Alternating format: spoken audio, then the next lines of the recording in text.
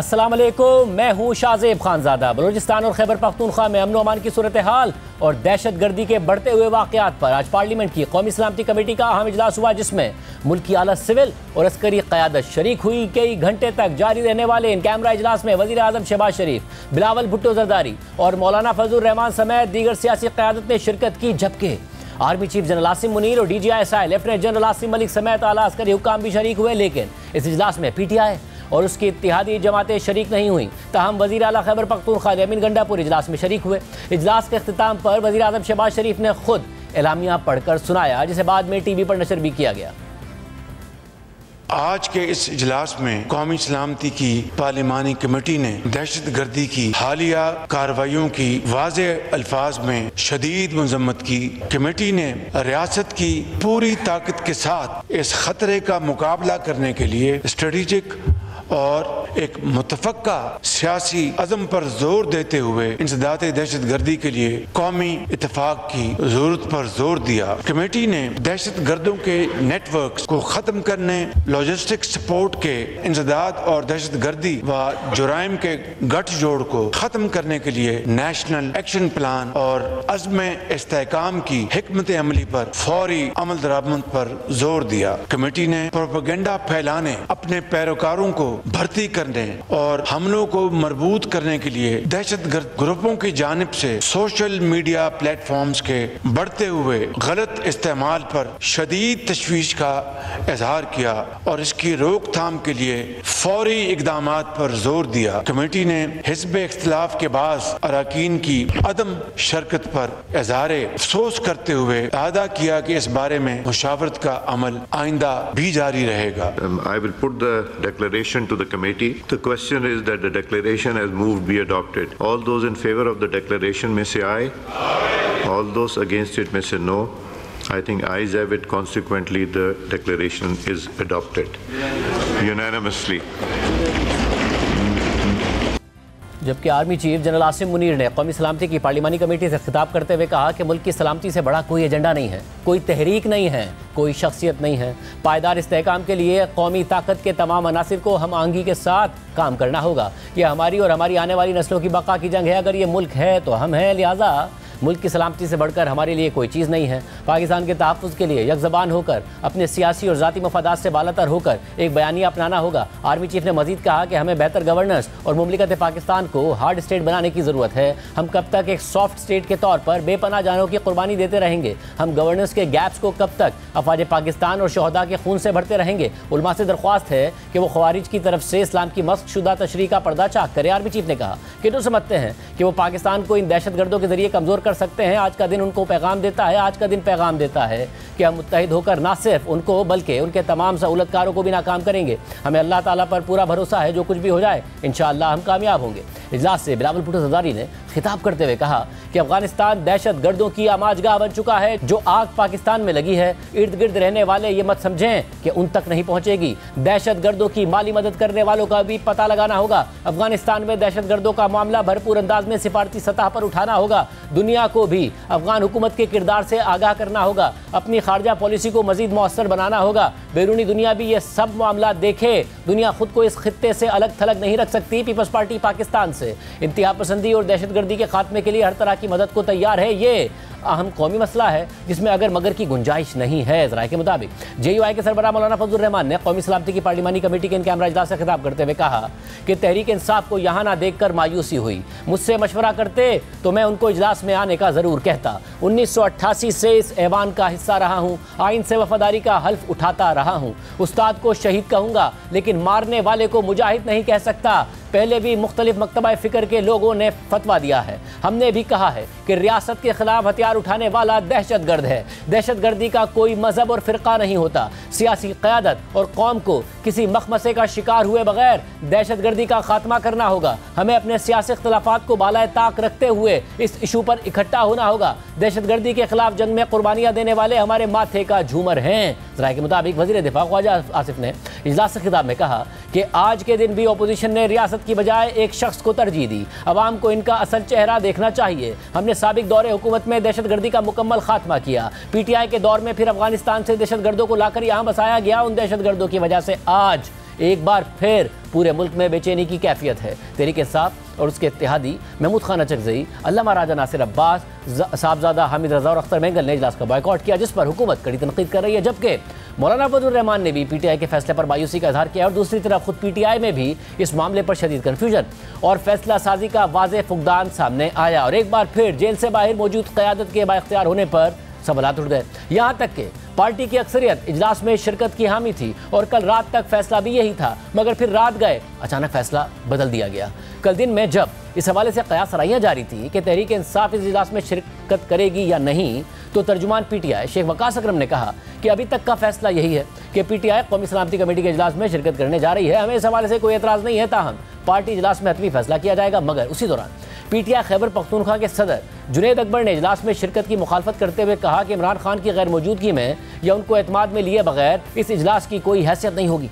पाकिस्तान तहरीक इंसाफ अभी थोड़ी देर तक एक मीटिंग जो है वो उसको कन्वीन करेगी, उसमें वो पॉलिटिकल कमेटी के जो ज़ुमा है वो फैसला करेंगे। मगर in general in principle national security के हवाले से जो ब्रीफिंग है तहरीक इंसाफ अभी तक का फैसला यही है कि वो उसमें शमूलियत कर भी रहे हैं और हमें उस पर कोई ऐसा एतराज़ नहीं। मैंने अभी तक फैसला नहीं किया कि हमने इस कैमरा ब्रीफिंग में जाना है या नहीं जाना है। मैं आपको ये बता दूं कि सियासत का एक जो है वो इमरान खान है। 000 जितने भी मिले कोई हल नहीं निकलता, क्योंकि अवाम का उस पर एतमाद है और लोग उसके साथ जुड़े हुए हैं। तो उसकी हैसियत इस पर कैमरा ब्रीफिंग की या इसी तरह कोई हैसियत उस टाइम बनेगी जब इमरान खान साथ होगा। इसके बाद पीटीआई की पार्लिमानी पार्टी का इजलास हुआ, जिसमें मुशावरत के बाद अक्सरियत से फैसला हुआ कि आज होने वाले कौमी सलामती कमेटी के इजलास में पीटीआई शरीक होगी। जियो न्यूज़ के नुमाइंदे हैदर शरादी की खबर के मुताबिक बैरिस्टर गौहर खान समेत मुतअद्दिद रहनुमाओं ने कौमी सलामती कमेटी के इजलास में शिरकत के हक में दलाइल दिए, जबकि जुनैद अकबर की जानिब से इमरान खान से मुशावरत का कहा गया। बाद में खुद जुनैद अकबर ने तस्दीक कर दी कि उन्होंने कौमी सलामती कमेटी के इजलास में शिरकत की मुखालफत की थी, मगर अक्सरियत राय से इजलास में जाने का फैसला हुआ है।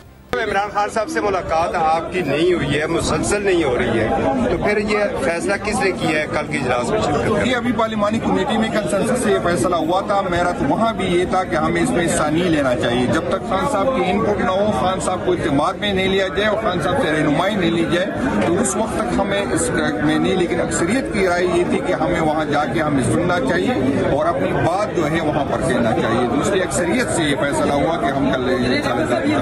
सिर्फ यही नहीं, पीटीआई ने इजलास में शरीक होने वाले 14 अराकीन के नाम भी स्पीकर कौमी असम्बली को भिजवा दिए थे। नामों की तस्दीक खुद बैरिस्टर गौहर खान ने भी कर दी थी।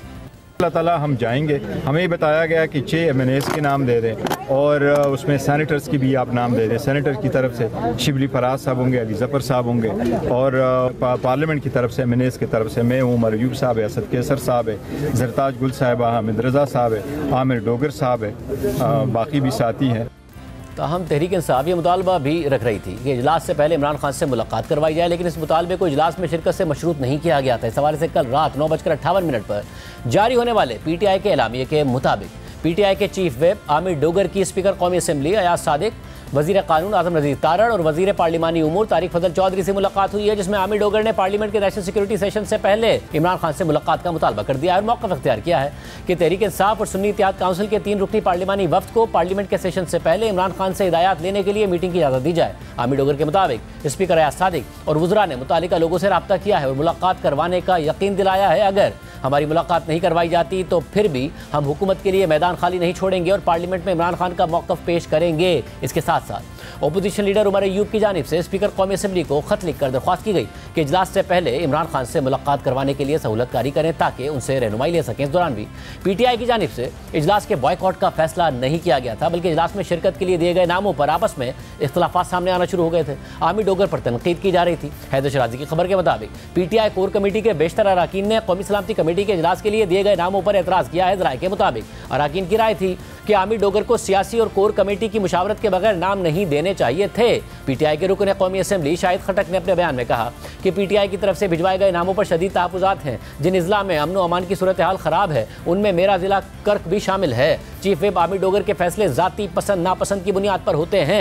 यानी पीटीआई इजलास में शिरकत के लिए आमादगी जाहिर कर रही थी, ताहम गैर मशरूत मुतालबा भी कर रही थी कि इजलास से पहले इमरान खान से मुलाकात करवाई जाए। फिर आपस से इख्तलाफात भी सामने आ रहे थे, लेकिन इस दौरान तकरीबन रात 12 बजे अपोजिशन इत्तेहाद तहरीक तहफ़्फ़ुज़ आईन पाकिस्तान के तर्जुमान अख़ुंज़ादा हुसैन ने ऐलान कर दिया कि तहरीक तहफ़्फ़ुज़ आईन ने पाकिस्तान की क़यादत में कौमी सलामती कमेटी के इजलास में शिरकत ना करने का फैसला किया है। अपोजिशन क़यादत के फैसले के बाद पीटीआई की सियासी कमेटी का हंगामी इजलास हुआ और इस इजलास के बाद ही कौमी सलामती कमेटी के इजलास में शिरकत को इमरान खान के साथ मुलाकात से मशरूत कर दिया गया। तकरीबन रात 2 बजे पार्टी के तर्जुमान शेख वकास अकरम ने एक्स पर अपनी पोस्ट में लिखा कि तहरीक इंसाफ की सियासी कमेटी का हंगामी इजलास मुनक़िद हुआ, जिसमें पार्लियामेंट की कौमी सलामती कमेटी में शिरकत के बारे में गुफ्तगू की गई और तमाम अरकान ने फैसला किया कि पीटीआई कौमी सलामती कमेटी की मीटिंग में उस वक्त तक शिरकत नहीं करेगी जब तक हमारी क़यादत को इमरान खान से मुलाकात की इजाज़त नहीं दी जाती। और फिर आज सुबह पीटीआई समेत अपोजिशन की क़यादत ने बाज़ाब्ता प्रेस कॉन्फ्रेंस की और इजलास के बॉयकॉट का ऐलान कर दिया। पीटीआई के सेक्रेटरी जनरल सलमान अकरम राजा ने कहा कि इमरान खान को पैरोल पर रिहा करके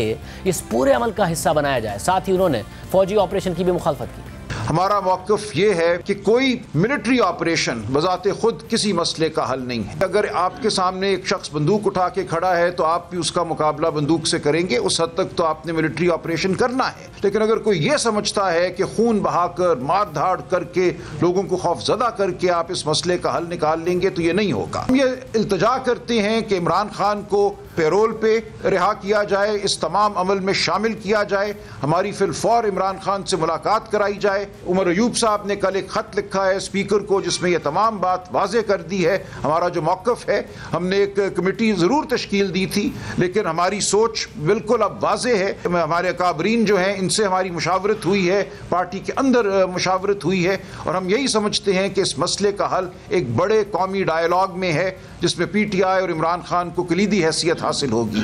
अगर ये नहीं होता तो बाकी सब ढकोसला है। जबकि महमूद खान अचकज़ई ने कहा कि इस मीटिंग में हमें बुलाने का मकसद ये था कि तासुर दिया जाए कि ऑपरेशन के लिए अपोजिशन भी ऑन बोर्ड है। इस इलिजिटिमेट पार्लियामेंट इलिजिटिमेट वज़ीर आज़म की दावत पे कैसे जाए और फिर मखसूस 15 लोग। असल में हमें फंसाने की वो है कि भाई ब्रीफिंग हो गई, तहरीक इंसाफ के ये काबरीन आए थे और तहफ़्फ़ुज़ यानी पाकिस्तान की तारीख ये काबरीन आए थे और ऑपरेशन होने जा रहा है। APC कहें उस मीटिंग में they have to facilitate presence of Imran Khan, Nawaz Sharif भी हो, फजल रहमान भी हो, जमात इस्लामी वाले भी हो, पीपल पार्टी हम हो, पाकिस्तान के बचाव का रास्ता निकल आएगा। इस प्रेस कॉन्फ्रेंस में पीटीआई के चेयरमैन बैरिस्टर गौहर खान मौजूद नहीं थे। कुछ देर बाद बैरिस्टर गौहर खान और सलमान अकरम राजा समेत पीटीआई के वकला रहनुमाओं की इमरान खान से मुलाकात हुई। बैरिस्टर गौहर खान जब मुलाकात के लिए जा रहे थे तो सहाफ़ियों ने उनसे इजलास में शिरकत के फैसले के हवाले से सवाल किए। तो बैरिस्टर गौहर खान ने कहा कि जब पार्टी फैसला कर ले तो मैं इस पर कमेंट नहीं कर सकता, मैं बतौर चेयरमैन भी अकेले फैसले नहीं कर सकता। मैं इवन अगर मैं चेयरमैन भी हूँ तो मेरे पास कोई ऐसा इख्तियार नहीं है कि मैं सिंगल पर्सन फैसला कर लूँ। पार्टी ने कुछ कंडीशंस रखी कि पहले खान साहब के साथ मुलाकात और फिर कहे, ये तो हमने लेटर भी लिखा था। बैरिस्टर साहब, तासुर है कि कौमी सलामती के मामले पे आप लोग हमेशा कोई ना कोई लकूना निकालते हैं। कभी हम लकूना नहीं निकालेंगे और बड़ा कैटेगोरिकली हमने कहा था और मैंने स्पेसिफिकली कहा था कि दहशतगर्दी में कोई दो राय नहीं होनी चाहिए, इसमें कोई पॉलिटिक्स नहीं होनी चाहिए। दहशतगर्दी पे सबको यूनाइट होना चाहिए, वन नैरेटिव होना चाहिए और सब इकट्ठे लड़ें। ये पाकिस्तान का काज है, ये मुल्क और कौम का काज है। पाकिस्तान रहेगा तो सब लोग अपना। आपकी पार्टी का ये फैसला आप समझते हैं बर वक्त तो ठीक फैसला? मैं ज़ाती फैसला नहीं कर सकता, मेरा ज़ाती फैसला नहीं। आप इसको बेहतर समझते हैं? इस फैसले को फैसला करे तो फिर इस फैसले को किस तरह देखते हैं? ये बेहतर फैसला? वो फिर मैं उस पर कमेंट नहीं करता जब पार्टी फैसला करती है। मगर फिर इमरान खान से मुलाकात के बाद बैरिस्टर गौहर खान ने कहा कि इमरान खान ने इजलास में शिरकत न करने के सियासी कमेटी के फैसले की तायीद कर दी है। नेशनल सिक्योरिटी कमेटी के मीटिंग में उस वक्त तक पेश नहीं होंगे जिस वक्त तक खान साहब से मुलाकात नहीं कराई जाती। खान साहब ने उसकी तायीद की है। खान साहब का बाहर होना, इस मुलाकात में शिरकत करना लाजिम था और खान साहब ने तायीद की है। जो पाकिस्तान तहरीक इंसाफ की पॉलिटिकल पार्टी का डिसीजन था कि इस कमेटी के मीटिंग में शिरकत न करे, इस बात की भी खान साहब ने आज तायीद की है। साथ ही अडियाला जेल में इमरान खान से उनकी बहनों और वकला की मुलाकात की अंदरूनी कहानी सामने आई है। जियो न्यूज़ के नुमाइंदे हैदर शराजी की ज़राए से खबर के मुताबिक इमरान खान के साथ मुलाकात में -1 फार्मूले का जिक्र हुआ। इमरान खान ने पार्टी रहनुमाओं के APC या कौमी सलामती कमेटी में जाने के फैसले पर इंतहाई तशवीश का इजहार किया। इमरान खान ने कहा कि APC या कौमी सलामती कमेटी में न जाने का फैसला बेहतर था। इमरान खान ने महमूद खान अचकज़ई और अल्लामा नासिर अब्बास को सराहा। इमरान खान ने अख्तर मेंगर के फैसले को दुरुस्त करार दिया। इमरान खान ने कहा कि मैं अगर महमूद खान अचकज़ई की जगह होता तो यही फैसला करता। गैर मुंतखब नुमाइंदे और हुकूमत कैसे इतना बड़ा फैसला कर सकते हैं? ज़राए के मुताबिक इमरान खान ने तहरीक तहफ़्फ़ुज़ आईन पाकिस्तान की क़यादत के लिए पैगामात भी भिजवा दिए हैं। आज पार्लियामेंट की कौमी सलामती कमेटी के इजलास में PTI नहीं गई, लेकिन इस इजलास में वज़ीर आज़म और आर्मी चीफ समेत वफाकी काबीना के अरकान और दीगर सियासी क़यादत भी शरीक हुई। इन रहनुमाओं में वज़ीर दिफा ख्वाजा आसिफ भी शामिल थे, जिन्होंने खिताब भी किया। हमारे साथ बुनियाद ख्वाजा साहब, बहुत शुक्रिया मशो में ज्वाइन करने के लिए। ख्वाजा साहब, PTI नहीं आई और ज़ाहिर नहीं आई तो इमरान खान ने भी इंडोर्स कर दिया फैसले को कि जो फैसला था दुरुस्त फैसला किया, यानी कि अगर ये पहले मुलाकात हो भी जाती तो भी वो ना आते। बट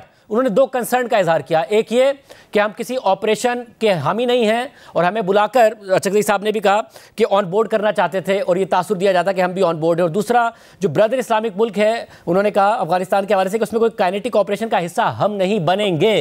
क्या ये दो फैसले हो गए हैं कि ये होने जा रहा है? बहुत बहुत शुक्रिया शाहजेब। PTI ने वोट दिया है, जो भी वहाँ पे तय पाया है, जो भी वहाँ पे रेजोल्यूशन पास हुआ है इस कमेटी का, वहाँ पे मौजूद थे चीफ मिनिस्टर KP के, उन्होंने कोई डिसेंशन नहीं शो की। उन्होंने बल्कि मैं समझता हूँ कि क्रिटिसिज्म भी किया है, लेकिन बाय एंड लार्ज जो है उनकी तकरीर जो थी वो जो है वो जो भी वहाँ पे डिलिब्रेशंस हो रही थी उनके हक में थी, उनको इंडोर्स कर रहे थे। ये किस तरह कहते हैं कि हमने सपोर्ट नहीं किया और हमने इनकार कर दिया है?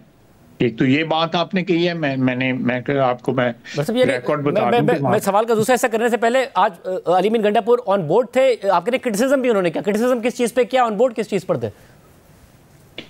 देखिए, उन्होंने क्रिटिसिज्म जो है जो वहाँ पे जो रिजॉल्व हुआ है उसके ऊपर तो वो बिल्कुल ऑन बोर्ड थे। जो भी आपने कम्युनिके जो है पढ़ लिया होगा उसके, जहाँ तक क्रिटिसिज्म उनका ताल्लुक है, वो एक लंबी दास्तान थी जिसका मैंने आगे से जवाब दिया कि 13-14 साल आपकी वहाँ पे हुक्मरानी रही है, तो आप शिकायत किसके खिलाफ कर रहे हैं?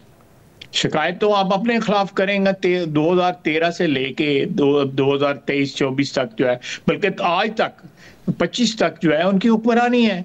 तो किसके खिलाफ शिकायत कर रहे थे? मुझे समझ नहीं आया, तो मैंने इस्तफसार किया। मैंने कहा ये शिकायत जो हैं ये तो वो आपकी अपने आप के मुतल्लिका हैं कि आपकी गवर्नेंस जो थी वो सही नहीं थी, और आज आप कर रहे हैं कि शिकायत कर रहे हैं कि KP में ये हो गया, KP में वो हो गया। इस तरह के मसाइल जो हैं वो उनका जिक्र करते रहे। तो मैंने उनको ऑन रिकॉर्ड जो है जवाब दिया।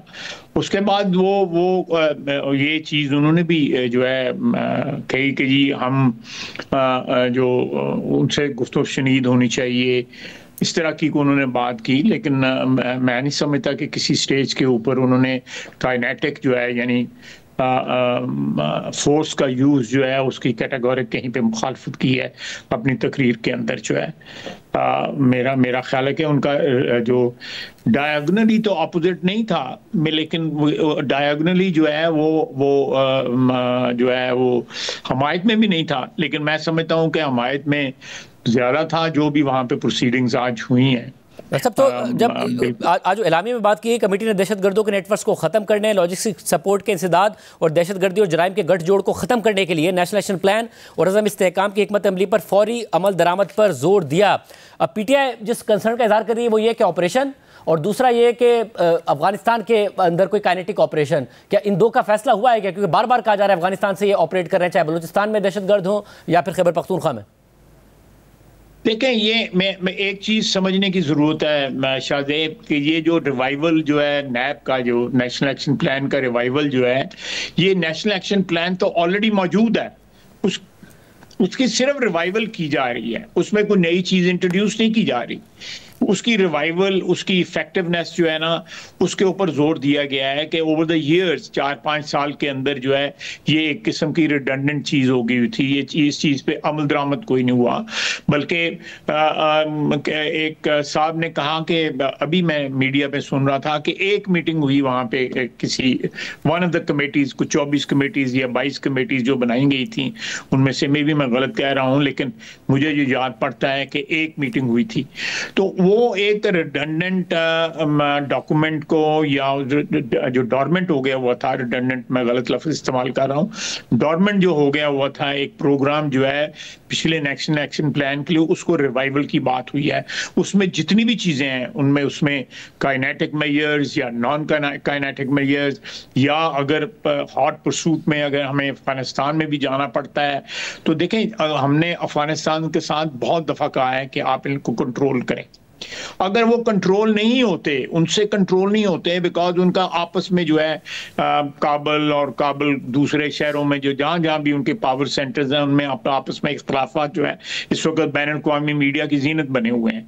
तो इस सूरत हाल में perhaps I am just guessing कि वो हमारी कोई इतनी मदद नहीं कर सकते, बल्कि मैं समझता हूँ कि इन सम केसेस जो है वो सरपरस्ती कर रहे हैं वहां पे जो TTP के अनासर वहां पे जो बैठे हुए हैं। तो उस सूरत हाल में अगर हॉट परसूट हमें करनी पड़ती है और उनके अंदर जाके जो हमारे दुश्मन वहां पे बैठे हुए हैं उनके साथ जो है डील करना पड़ता है या उनको जड़ से उखाड़ना पड़ता है, तो ये पाकिस्तान की सलामती का मसला है, कोई यारी दोस्ती का मसला नहीं है। ये कोई मेरा मतलब गुड़ी जो है इसमें बिहेवियर रखना जो है, मैं समझता हूँ it will be detrimental to our national security.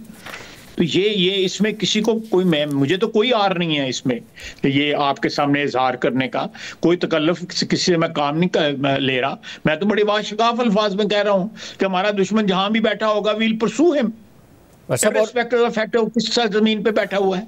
और पाकिस्तान का दुश्मन, पाकिस्तान की आवाम का दुश्मन, बच्चों का दुश्मन, खानदानों का दुश्मन, हमारी फौज का दुश्मन, हमारी नीम मिलिट्री जो सेटअप्स हैं उनका दुश्मन, जो हमारी एग्जिस्टेंस का दुश्मन होगा बसीयत पाकिस्तान, हमें हक है कि वो जहां भी बैठा होगा हम उसके पीछे जाएंगे।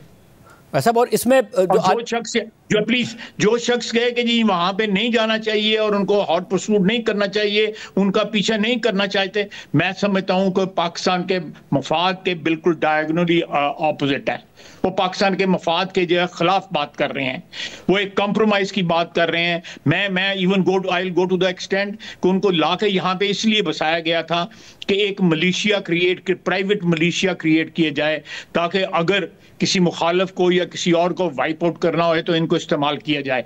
इसलिए लाया गया था उनको जो है आज से 3 या 4 साल कब जो है, और यहाँ पे लाके बसाया गया। वैसे अब इसमें आर्मी चीफ ने जो बात की, जो कि रिपोर्ट हुआ है, बताएगा कि हम बेहतर गवर्नेंस और मुमलिकत पाकिस्तान को हार्ड स्टेट बनाने की जरूरत है, हम कब तक एक सॉफ्ट स्टेट के तौर पर बेपनाह जानों की कुर्बानी देते रहेंगे, क्या मुराद है इससे, क्या कह रहे हैं आर्मी चीफ? मैं आपको आई एक्सप्लेन। देखें, ये कोई ढकी छुपी बात नहीं है कि हमारा स्ट्रक्चर या इनएक्टिव है, मैं गवर्नमेंट स्ट्रक्चर की बात कर रहा हूँ, कम से कम पिछले 6-7 साल से इनएक्टिव है, या जो है इंतहाई करप्ट है। यानी ये चीजें जो है ये स्टेट के जो आज़ा होते हैं उनको मुज़महिल कर देती है। करप्शन या इनएक्शन, या काम ना करना या काम पैसे लेके करने से स्टेट के जो आज़ा हैं वो मुज़महिल हो जाते हैं और वो स्टेट जो है सॉफ्ट स्टेट बन जाती है। उसके अंदर एक्सप्लॉयटेशन आ जाता है, उसके अंदर इस्तेसाल आ जाता है। जब किसी स्टेट में एक्सप्लॉयटेशन जो है या इस्तेसाल जो है उसको ओवरवेल्म कर ले तो वो स्टेट जो है ना वल्नरेबल हो जाती है, उसका एग्जिस्टेंस वल्नरेबल होता है। उसका ये मतलब है हमें ये जो जितनी गवर्नेंस के जो हमारे लैप्सेस हैं या गवर्नेंस में जो हमारे जो ग्रे एरियाज हैं करप्शन की वजह से या ना काम करने की वजह से या इनएक्शन की वजह से, we will have to fill those gaps. अगर हमने अपनी स्टेट को एक फंक्शनल स्टेट बनाना है, हमारे यहाँ पे जो है फौज जो है हमारी अंदरूनी तहफ़्फ़ुज़ भी वही कर रही है और बैरूनी जो है सरहदों पे भी तहफ़्फ़ुज़ वो भी कर रही है। हमारे अंदर का तहफ़्फ़ुज़ जो है वो पुलिस को करना चाहिए। मतलब अगर तो कुछ और अदारे जो हमारे यहाँ पे मल्टीपल अदारे हैं उनको करना चाहिए। इससे तो फिर साल से फौज खुद गवर्नेंस स्ट्रक्चर का हिस्सा बन गई है, जिसकी वजह से ये भी तस्दीक होती है कि जिसकी वजह से दूसरे इदारे मजबूत नहीं हुए। मैं आपकी बात से इत्तफाक करता हूँ कि फौजी हुक्मरानी यहाँ पे रही है 35-36 साल डायरेक्ट हुक्मरानी रही है, लेकिन आप पिछला दौर देख लें, पीटीआई का दौर देख लें, उसके अंदर तो हमें ये ब्रीफिंग दी गई फौजी क़यादत ने आके इमरान खान के दौर में उसकी पार्टी के सामने खुद वो कहीं किसी कमरे में बैठा हुआ था, वो नहीं आना चाहता था अपोजिशन की मौजूदगी के अंदर, या ये बात बाद में इनकारी होना चाहता था इस बात से। उन्होंने आके हमें कन्विंस करने की कोशिश की कि तालिबान के जो 4-5 हज़ार लोग या 7 हज़ार लोग हैं उनको वापस ला के यहाँ पे बसाना जो है वो ऐन पाकिस्तान के मफाद में है, और उनको ला के बसाया गया। इस वक्त जो तादाद हमें बताई गई है कि 5-6 हज़ार उनका बंदा इधर है, 10-12 हज़ार बंदा या 8-10 हज़ार बंदा जो है वो अफगानिस्तान में है, and they are in contact with each other. वो यहाँ आके उनके घरों में रहते हैं, उसके बाद जो है तकरीबकारी करते हैं। मतलब इस सूरत में ज़ाहिर पॉलिटिकल कंसेंसस की भी आज कहा गया था कि पॉलिटिकल कंसेंसस अब जब पीटीआई ऑन बोर्ड ना हो, वो कह रहे हैं जब most popular leader Imran Khan है, मोस्ट पॉपुलर पार्टी हमारी है, वो ऑन बोर्ड नहीं होगी, तो वो जो पॉलिटिकल कंसेंसस चाहिए आगे बढ़ने के लिए और दहशतगर्दी से निपटने के लिए, वो मिल पाएगा आपको? देखें, पॉलिटिकल कंसेंसस के लिए, ये वतन के लिए पॉलिटिकल कंसेंसस है ना, ये शाहजेब या ख्वाजा आसिफ के लिए तो political consensus, you agree with that? ये वतन के लिए है ना, ये मुल्क के लिए है, ये पाकिस्तान के लिए पॉलिटिकल कंसेंसस जो है सीख किया जा रहा है ना। अगर उसके लिए पीटीआई जो है वो जाती नोयत के जो है कैवियट लगा देती है या कंडीशंस लगा देती है, ये शराइत लगा देती है, तो मैं समझता हूँ ये मुहब्बुल वतनी नहीं है, ये पाकिस्तान की मोहब्बत नहीं है। पाकिस्तान की मोहब्बत को मशरूत किया जा रहा है। वतन से मोहब्बत, मट्टी से मोहब्बत जो है गैर मशरूत, अनक्वालिफाइड होनी चाहिए। ये इस तरह नहीं होता, कोई भी सियासतदान इस तरह नहीं करता कि जी मैं मुझे रिहा करें, मुझे पैरोल पे ले आएं, मेरी उसकी पार्टी मौजूद है। रात के 11-12 बजे तक उनकी पार्टी जो है पार्टिसिपेशन जो है करने पे तैयार थी। उन्होंने हमें नाम दिए कि ये लोग अटेंड करेंगे, बल्कि उसके बाद दूसरी किस्त नामों की दी। Everything was complete and functional रात के 11-12 बजे तक। उसके बाद जो है क्या हुआ है क्या नहीं हुआ, ये दोबारा अपने ज़ाती मफादात की उसमें की कैद में जो है वापस चले गए। अब वो ये कि उसको रिहा किया जाए, वो यहाँ आए, वो पॉपुलर लीडर है, उसकी पार्टी बाहर है, उनको फंक्शनल होने दें। एक पार्टी जो है सिर्फ एक ज़ात के इर्द गिर्द जो है वो घूम रही है। उसमें अब देखें ना, हमने अभी बैरिस्टर साहब की, गौर साहब की जो बात बताई है, वो साफ बात करने से जो है इनकारी थे, अवॉइड कर रहे थे, क्योंकि उन पार्टी की लीडरशिप में एक बहुत बड़ा ग्रुप था जो चाहता था कि जो है शिरकत की जाए इसकी आज की मीटिंग के अंदर, वो अपना मौक़िफ़ बयान करते। वो बाकी लोग जो है मैं नहीं किसी के खिलाफ जो है जजमेंट देना चाहता, जिनकी आपने आवाज़ें सुनाई हैं, लेकिन मैं समझता हूँ कि ये कोई पुराना उधार जो है इमरान खान के साथ चुकाया जा रहा है। तो ये इस तरह की बातें जो की जा रही हैं, ये पाकिस्तान की सालमियत के मुनाफी हैं। We are in middle of a crisis. इसमें मेरी ज़ात या किसी और की ज़ात या किसी लीडर की ज़ात, किसी भी लीडर की ज़ात जो है वो जो है इमटेरियल बन जाती है जब पाकिस्तान की ज़ात जो है या पाकिस्तान की एंटिटी या पाकिस्तान की सिक्योरिटी जो है वो स्टेक पे हो। बहुत शुक्रिया। वज़ीर दिफा ख्वाजा साहब हमारे साथ मौजूद थे। हमने तहरीक इंसाफ के रहनुमाओं को भी प्रोग्राम में आने की दावत दी है, कोई अभी तक नहीं आया है, वो आएँ तो ब्रेक के बाद हमें ज्वाइन कर सकते हैं।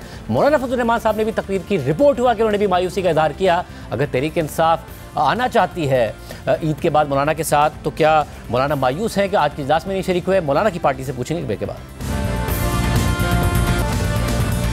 पार्लिमानी कमेटी के इजलास में मौलाना फजल रहमान भी शरीक हुए, उन्होंने वहाँ से खिताब भी किया। सेनेटर कामरान मुर्जा भी उनके साथ मौजूद थे, हमारे साथ मौजूद हैं। कामरान मुर्जा साहब, बहुत शुक्रिया शो में ज्वाइन करने के लिए। ज़ाहिर एलामिया आया जिसमें कहा गया है कि दहशतगर्दों के नेटवर्क को ख़त्म करने, लॉजिस्टिक सपोर्ट के इंसदाद, दहशतगर्दी और जराइम के गठजोड़ को ख़त्म करने के लिए नेशनल एक्शन प्लान और अज़म इस्तेहकाम की हिकमत अमली पर फौरी अमल दरामद पर जोर दिया गया।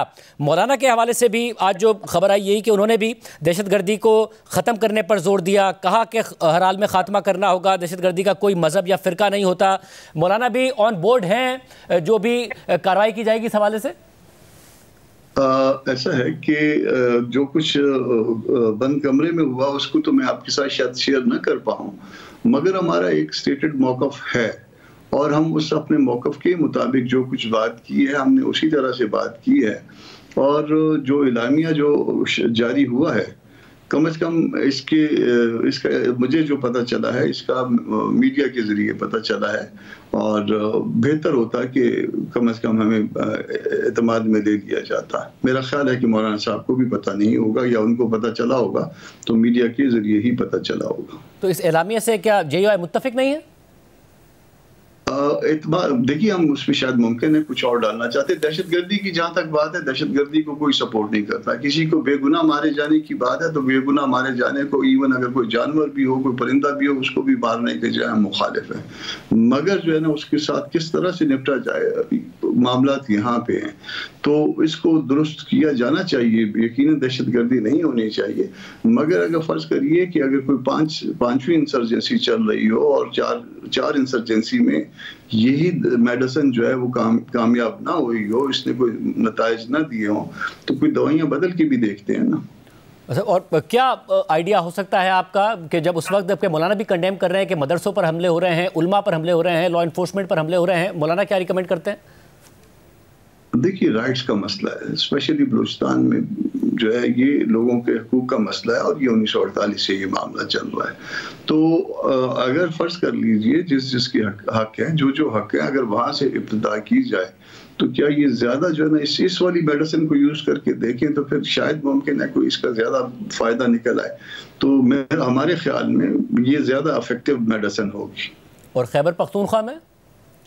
खैबर पख्तूनख्वा में भी इसी तरह से इंगेज किया जाए। अफगानिस्तान की बात तो है, अफगानिस्तान से बात की जाए। मौलाना ने अपनी सर्विसेज पेश की हैं, और उससे पहले उन्होंने बताया भी कि इससे पहले भी जो है ना मैंने बहुत सारी चीज़ें जो है ना बहुत मामलात में मैं आगे भी बढ़ा, और फिर मैंने रियासत को बता भी दिया, मगर फिर उस मामले को आगे नहीं बढ़ाया गया। तो हम पूरे खत्ते में कहीं भी जो है ना डिस्टर्बेंस नहीं चाहते, खूनरेजी नहीं चाहते। हम अमन के साथ, अमन की अपनी एक अहमियत है, और अल्लाह पाक की उन नेमतों में शामिल है जिसका अल्लाह ताला एहसान बताते हैं इंसान पे, कि ये अमन जो है ये एहसान है मेरा आप पे। आफियत जो है ये उसे एक ऐसे एहसानों में एक बड़ा एहसान है। तो उस आफियत के लिए जो कोशिश करने की जो बात है, उसमें उसके लिए उसके तरीकों पे इख्तलाफ हो सकता है। उसके एक तरीकों में जो हम सजेस्ट करते हैं कि उन हुकूक को या उनके साथ बातचीत को या उनको इंगेज करने में ये ज़्यादा मेरा ख्याल है मौसर तरीका होगा। ये मेडिसिन जो है ज़्यादा कारगर होगी। मतलब अब अफगान हुकूमत के साथ पाकिस्तानी हुकूमत का ये एतराज़ है, गिला है कि बार बार उनसे कहा गया मगर वो इस पर अमल नहीं करते। पनागाहें मौजूद हैं, वहाँ से पाकिस्तान में कार्रवाई होती है। वज़ीर दिफा हमारे साथ मौजूद थे, उन्होंने कहा कि अगर नहीं बात ऑपरेशन होगा तो जाहिर है हम परसू करेंगे, जहां जहां से दहशतगर्दी हो रही है वहां पर दहशतगर्दों को परसू करेंगे। इस पर JUI का क्या मौक़िफ़ है? देखिए, अगर परसू करेंगे तो उसका नतीजा जो है वो शायद दोनों तरफ की आवाम के लिए अच्छा नहीं निकलेगा, और दोनों तरफ से मुसलमान मरेंगे। कोई भी मरे, पहले तो किसी इंसान का मरना जो है वो दुरुस्त नहीं है, किसी जानदार का मरना दुरुस्त नहीं है, और फिर उसमें स्पेशली मुसलमान के अगेंस्ट खड़ा हो जाए तो ये भी दुरुस्त नहीं है। और ये भी मौलाना साहब का मौक़िफ़ है कि इसमें आफियत का रास्ता जो है ना चुना जाए, और कोशिश की जाए कि वो रास्ता जो कि किसी ऐसे दुश्मन से भी जो है ना सामना करने से गुरेज किया जाए। हाँ, अगर सामना हो जाए तो फिर उसके बाद जो है ना अगर कोई ऑप्शन न बचे तो फिर यकीनन मुकाबला करना चाहिए, मगर पहले दूसरे ऑप्शन जो है वो तलाश किए जाने चाहिए। मतलब इस वक्त भी किए जा सकते हैं जब दहशतगर्द कोई तमीज़ नहीं कर रहे हैं, उलमा की तमीज़ भी नहीं कर रहे हैं, मदरसों की तमीज़ नहीं कर रहे हैं, मसाजिद की तमीज़ नहीं कर रहे हैं। गलत कर रहे हैं, हमारे लोग मर रहे हैं।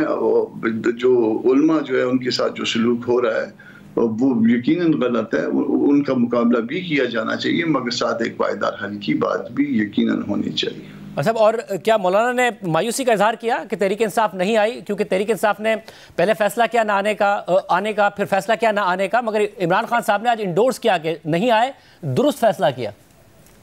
मैं इसमें उस हाउस से बाहर की, कमेटी से बाहर की बात बता देता हूँ, कमेटी के अंदर की बात नहीं बताऊंगा। कमेटी के बाहर जो है हमने अपने पार्टी लेवल पे इस बात को जब हमें पता चला तो हमने डिस्कस किया, और फिर हमने अपने तौर पे इस पे मायूसी यकीनन जाहिर की जब हम मौलाना साहब के घर में थे, और ये कहा कि हमें तो इतला देने का भी तकल्लुफ नहीं किया गया, ये भी नहीं बताया गया कि हम नहीं आएंगे। कम से कम अगर सलाह मशवरा न करते तो इतला देने का तकल्लुफ तो किया जा सकता था। अच्छा, और इस सूरत हाल में मौलाना ने जो अभी पिछले दिनों सहाफ़ियों से गुफ्तगू की उसमें उन्होंने यही तासुर दिया कि जो PTI के साथ मामलात में सख्ती थी वो नरमी हुई है, हुकूमत के साथ मामलात बहुत सख्त हुए हैं। तो क्या जो ईद के बाद एक साथ निकलने का मामला है उसके करीब आई है JUI और PTI? देखिए, ऐसा है कि हम नज़दीक आने या दूर जाने का मामला जो है ना वो हमारे अदारे ही तय करेंगे। और एक अदारे का इजलास जो है मौलाना ने बुलवा लिया, जनरल काउंसिल जो है वो इमीडिएटली आफ्टर ईद होगी। यकीनन जैसे ईद की छुट्टियां वगैरह ख़त्म होंगी तो उसकी तैयारी शुरू हो जाएगी।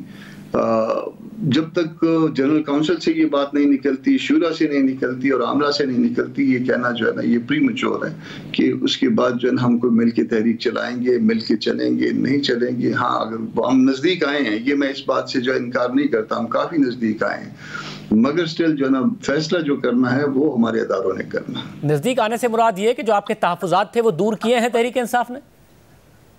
दूर करने का वादा किया है, आप ये कह सकते हैं। तो आप पहले वादे पर अमल दरामद देखेंगे या आगे बढ़ेंगे और अपने पार्टी को एतमाद में लेंगे, पार्टी के इदारों को एतमाद में लेंगे? और पार्टी के इदारों के सामने रखेंगे कि ये हमने कहा था, ये जवाब आया है, अब आप क्या कहते हैं, अब आप बताइए।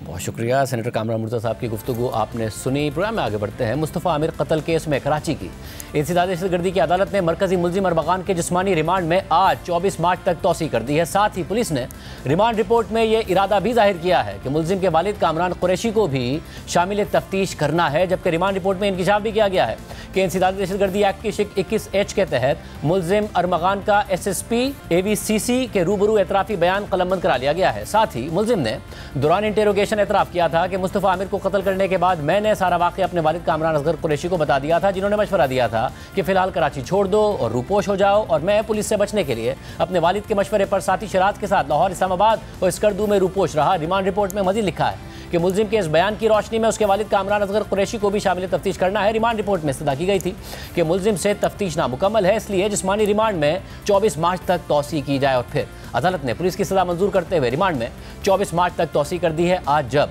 इंसदाद दहशतगर्दी की अदालत में समाअत हुई तो मुलजिम अरमगान के वालिद कामरान कुरैशी ने एक दफ़ा फिर कमरा अदालत में शोर शराबा और बदतमीजी की। जियो न्यूज़ के नुमाइंदे अमीन अनवर के मुताबिक वकील सफाई की इस्तदा पर मुलजिम के वालिदैन को कमरा अदालत में दाखिले की इजाज़त दी गई, मगर दौरान समाअत मुलजिम के वालिद ने कमरा अदालत में शोर शराबा किया, जिस पर पुलिस एहलकार उसे खींच कर बाहर ले गए। जबकि मुलजिम अरमगान ने अपने वालिद से मिलने से भी इनकार कर दिया, साथ ही वालिद की जानिब से दिए गए नए वकील को भी मानने से इनकार कर दिया। समाअत के बाद अदालत ने रिमांड की सज़ा मंजूर करते हुए आइंदा समाअत पर पेशरफ्त रिपोर्ट तलब कर ली और सहाफ़ी पर हमले के मुकदमे में भी मुलजिम अरमगान के जिस्मानी रिमांड में 24 मार्च तक तौसी कर दी। इसके अलावा मुलजिम अरमगान के वकील ताहिरुर रहमान तनोली ने जियो न्यूज़ के नुमाइंदे अमीन अनवर से बात करते हुए कहा कि मुलजिम अरमगान ने अदालत के रूबरू एतराफ़ जुर्म की ख्वाहिश का इज़हार किया है। अदालत ने जुडिशल मजिस्ट्रेट के रूबरू एतराफ़ जुर्म की हिदायत कर दी है। मुलजिम अरमगान को इतना परेशान किया गया कि वो एतराफ़ जुर्म के लिए भी तैयार है, ये उनके वकील ने कहा। आज की समाअत के बाद इंसदाद दहशतगर्दी की अदालत ने तहरीरी हुक्मनामा जारी किया, जिसके मुताबिक पुलिस ने मुलजिम अरमगान के जिस्मानी रिमांड में तौसी की इस्तदा की। तफ्तीशी अफसर ने बताया कि मोबाइल फ़ोन और लैपटॉप की फॉरेंसिक रिपोर्ट ताहाल मौसूल नहीं हुई है। आला सतह की कमेटी भी मुलजिम से तफ्तीश कर रही है। प्रोसिक्यूटर ने मुलजिम के जिस्मानी रिमांड में तौसी की हिमायत की और मौक़िफ़ इख्तियार किया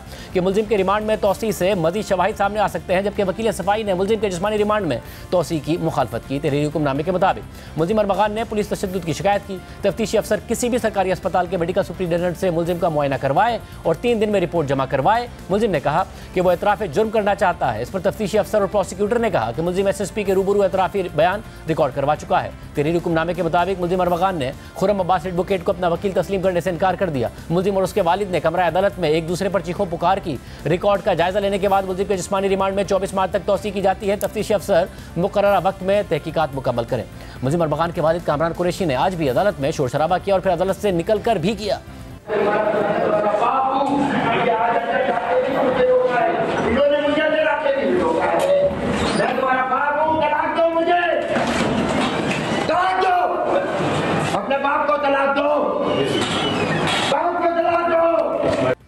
गुज़िश्ता समाअत में भी कमरा अदालत में मुलजिम अरमगान से मुलाकात के दौरान उसके वालिद कामरान कुरैशी की जानिब से स्पेशल प्रोसिक्यूटर और तफ्तीशी अफसर को धमकियां दी गई थी, बदतमीजी की गई थी, जिस पर स्पेशल प्रोसिक्यूटर जुल्फ़िकार आराइन ने 11 मार्च को ही प्रोसिक्यूटर जनरल सिंध को खत लिखकर इस हवाले से कार्रवाई करने और खुद को सिक्योरिटी फराहम करने की दरख्वास्त की थी। जिसके बाद कल प्रोसिक्यूटर जनरल सिंध के दफ्तर की जानिब से इंसदाद दहशतगर्दी अदालतों के रजिस्ट्रार को खत लिखकर हिदायत की गई थी कि इस मामले पर ज़रूरी एक्शन लिया जाए और इंसदाद दहशतगर्दी अदालतों के इहाते में सिक्योरिटी इंतजाम करने के साथ साथ गैर मुतल्लिक़ अफराद के दाखिले पर पाबंदी लगाई जाए। प्रोग्राम में एक ब्रेक शामिल करते हैं, उसके बाद जिक्र होगा इसराइल ने गजा पर फिर जारियत की है, 400 से ज्यादा लोग शहीद कर दिए हैं। तफसीलात आपके सामने रखेंगे ब्रेक के बाद।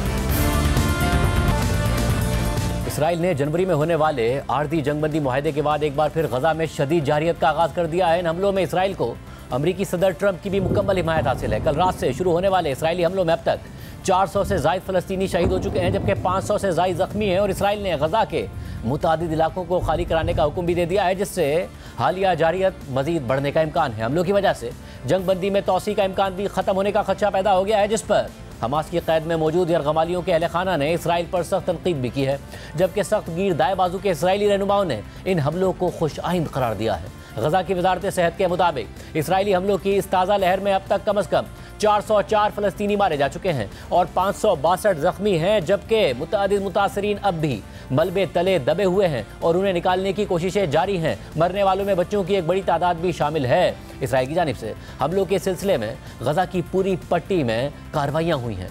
जनूबी गजा में खान यूनुस और रफ़ा, शुमाली गजा में गजा सिटी समेत वस्ती गजा के इलाके दीरुल बला में हमले सामने आए हैं। ये हालिया इसराइली हमले जंगबंदी के बाद शुरू होने वाले पहले हमले हैं और इन हमलों को इंतहाई शदीद नौयत का करार दिया जा रहा है। रॉयटर्स के मुताबिक इसराइली फोर्सेस के फ़ज़ाई हमलों ने शुमाल से जनूब तक गजा पट्टी में घरों और खैमा बस्तियों को निशाना बनाया, जबकि इसराइली टैंक्स ने मशरिकी और जनूबी सरहदी इलाकों में गोलाबारी की है। ये हमले हालिया दिनों में मुश्तबा जंगजुओं के खिलाफ किए गए इसराइली ड्रोन हमलों से कहीं ज़्यादा वसी पैमाने पर थे और 19 जनवरी को तय पाने वाले जंगबंदी मुआहदे में तोसी के लिए होने वाले मुज़ाकरात की नाकामी के बाद किए गए हैं। रिपोर्ट में मज़ीद कहा गया है कि इन हमलों के ज़ख्मियों को जब 15 माह की मुसलसल बमबारी से शदीद मुतासिर गजा के अस्पतालों में लाया जा रहा था तो वहाँ सफ़ेद प्लास्टिक शीट्स में लिपटी खून आलूद लाशों के ढेर देखे जा सकते थे। गजा में मौजूद एनी शाहिदीन ने रॉयटर्स को बताया है कि इसराइली टैंक्स ने जनूबी गजा के इलाके रफ़ा में गोलाबारी की, जिसकी वजह से जंगबंदी के बाद वापस आने वाले कई ख़ानदान अपने घरों को दोबारा छोड़कर शुमाली इलाके खान यूनुस की तरफ जाने पर मजबूर हो गए। गजा की रिहायशी 65 साला रबिया जमाल, जो 5 बच्चों की माँ हैं, उनके मुताबिक यह जहन्नुम की रात थी। ऐसा लगा जैसे जंग के इब्तिदाई दिन वापस आ गए हों। हम रोज़ा रखने से पहले कुछ खाने की तैयारी कर रहे थे कि अचानक हमारी इमारत लरजने लगी और धमाके शुरू हो गए। हमें लगा था कि सब कुछ खत्म हो चुका है, लेकिन जंग वापस आ गई है। इसके अलावा इसराइली फ़ौज ने गजा के मज़ाफ़ाती इलाकों में रहने वाले शहरियों को इनखला का हुक्म दे दिया है, जो मुमकिन तौर पर फ़ौजी कार्रवाई के दायरा कार में तोसी को जाहिर करता है। हालिया इसराइली जारियत पर दुनिया भर से तशवीश का इजहार किया जा रहा है। ईरान, मिस्र, कतर और सऊदी अरब समेत चीन, रूस, आयरलैंड और यूरोपीय यूनियन ने हमलों पर गहरी तशवीश का इजहार किया है। इसी तरह अक़वाम मुत्तहिदा ने इन हमलों को रोकने का मुतालबा किया है, जबकि अल जज़ीरा के मुताबिक हमास ने इन हमलों पर कहा है कि वो इसराइली हमलों को 19 जनवरी से जारी जंगबंदी के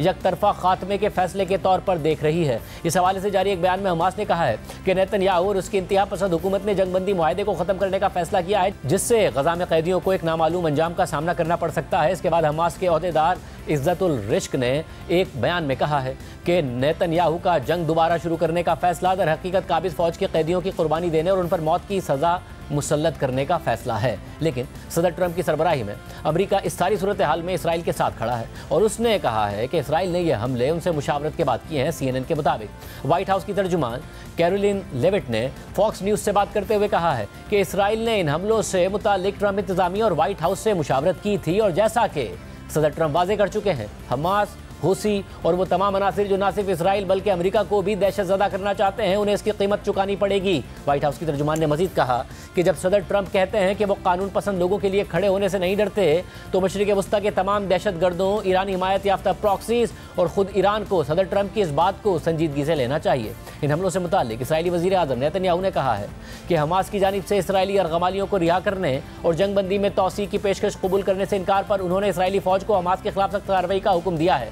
नेतन्याहू के दफ्तर की जानिब से जारी बयान के मुताबिक इसराइल अब से हमास के खिलाफ सख्त फौजी ताकत के साथ कार्रवाई करेगा। इसके अलावा इसराइली वज़ारत ख़ारजा ने जंगबंदी मुआहदे में तोसी के लिए होने वाले मुज़ाकरात ख़त्म होने और जंग दोबारा शुरू करने का ऐलान कर दिया है। CNN के मुताबिक इसराइल की वज़ारत ख़ारजा ने कहा है कि गजा में फ़ौजी कार्रवाइयाँ दोबारा शुरू करने का फैसला हमास की जानिब से सदर ट्रंप के खुसूसी नुमाइंदे स्टीव विटकॉफ की सालिसी की 2 ठोस तजावीज़ को मुस्तरद करने के बाद किया गया है। आज जारी करदा एक बयान में इसराइली वज़ारत ख़ारजा के तर्जुमान ने मजीद कहा है कि इसराइल ने इन दोनों तजावीज़ को कबूल कर लिया था, लेकिन हमास ने ऐसा नहीं किया और इसलिए आज सुबह से इसराइल गजा पट्टी में हमास के खिलाफ पूरी ताकत के साथ कार्रवाई कर रहा है और आगे मजीद शिद्दत के साथ ये फौजी कार्रवाइयाँ जारी रहेंगी। जबकि टाइम्स ऑफ इसराइल के मुताबिक इसराइली वजीर खारजा ने गजा में फौजी कार्रवाई के दोबारा आगाज की तारीफ करते हुए कहा है कि अगर फौजी दबाव न डाला जाता तो हमास के साथ सूरत हाल जूं की तू रहती। उन्होंने एक कॉन्फ्रेंस के दौरान मजीद कहा है कि अगर हम इंतजार करते रहते तो सूरत हाल जमूद का शिकार रहती। मौजूदा हालात उन्हें जंग के इब्तिदाई 20 दिनों की याद दिलाते हैं जब जमीनी कार्रवाई शुरू नहीं हुई थी और उम्मीद की जा रही थी कि शायद हमास किसी मुआहदे पर राजी हो जाएगी,